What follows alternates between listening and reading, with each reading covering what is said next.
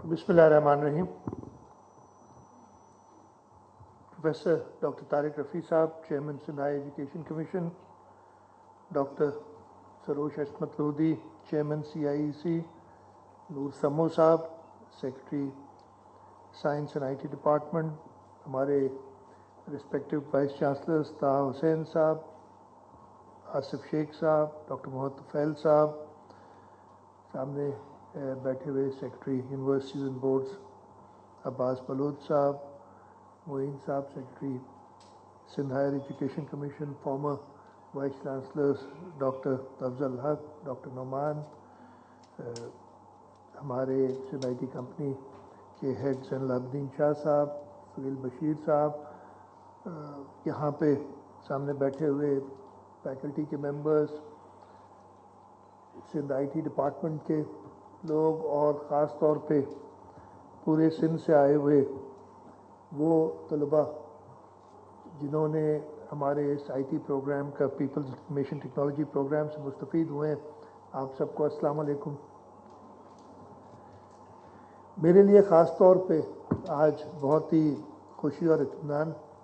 का दिन है कि मैं वो जर्नी, वो सोच जो तकरीबन 1 साल पहले, बल्कि 1 साल से भी थोड़ा कम अर्सा है, हमने शुरू की थी और कहा था कि हमने अपने यूथ को इक्विप करना है विथ इंफॉर्मेशन टेक्नोलॉजी। उसकी हमने शुरुआत की और 1 साल के अंदर अल्लाह ताला का शुक्र है और उन सब लोगों की मेहनत है जिन्होंने इस पे काम किया कि हमने अपने सूबे में तालीम, टेक्नोलॉजी और यूथ पोटेंशियल उन सब को मिला के और एक निहायत ही कामयाब प्रोग्राम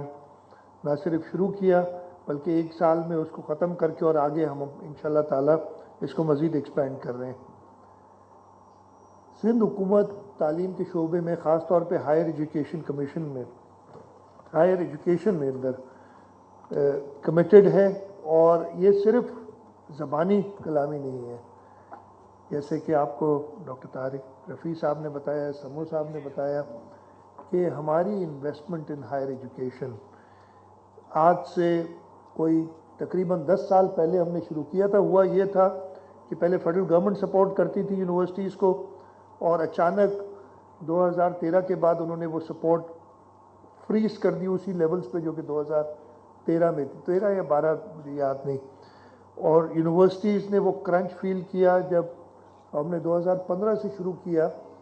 और शुरू में पहले साल इफ़ आई रिमेंबर करेक्टली 2015 में 5 अरब रुपए हमने रखे थे यूनिवर्सिटीज़ की सपोर्ट के लिए। वो नंबर इस साल बढ़ के, जैसे डॉक्टर साहब ने बताया, टोटल डेवलपमेंट और ग्रांट मिला के तकरीबन 50 अरब रुपए है। दिस इज़ अनमैच्ड और ये डेमोन्स्ट्रेट करता है कि हम चाहते हैं, हुकूमत सिंध चाहती है कि हमारी यूनिवर्सिटीज़ एक्सेल करें ताकि हमारा फ्यूचर सिक्योर हो। आज मैं इस इवेंट पे आने से पहले मैं डॉक्टर तुफैल का शुक्रगुजार हूँ। उन्होंने मुझे 3 इनकी जो नए प्रोजेक्ट्स थे उनका इफ्तिताह कराया है। हमारा इधर NED यूनिवर्सिटी, हमारा इसलिए कहता हूँ कि मैं खुद यहाँ पढ़ा हूँ और डॉक्टर सरोज तो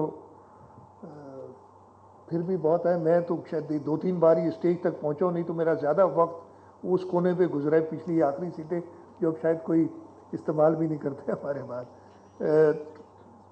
मैं अपनी यूनिवर्सिटी में आज खुशी हुई है डिपार्टमेंट ऑफ फूड इंजीनियरिंग, उसका इफ्तिताह किया है। बॉयज़ हॉस्टल इंटरनेशनल स्टूडेंट्स के लिए 112 स्टूडेंट्स के लिए जगह है, उसमें उसका इफ्तिताह किया है। और ये देखते हुए कि हमारी जो बच्चियां हैं, फीमेल स्टूडेंट्स हैं, हम फीमेल पार्टिसिपेशन ख़ास तौर पर टेक्नोलॉजी में बढ़ाना चाहते हैं, उनके लिए एक नई हॉस्टल, एक पुरानी हॉस्टल भी थी, नई हॉस्टल जिसमें 52 फीमेल स्टूडेंट्स आएंगी, उसका भी इफ्तिताह किया है। ये सिर्फ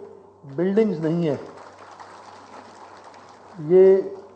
इनेबलर्स हैं कि हम अपॉर्चुनिटी, इंक्लूजन और एक्सेलेंस चाहते हैं और इंशाअल्लाह ताला मुझे उम्मीद है कि इन इन्वेस्टमेंट से ये सब चीज़ें हम अचीव करेंगे। آج کا پروگرام جیسے آپ کو بتا چکے ہیں میرے سے پہلے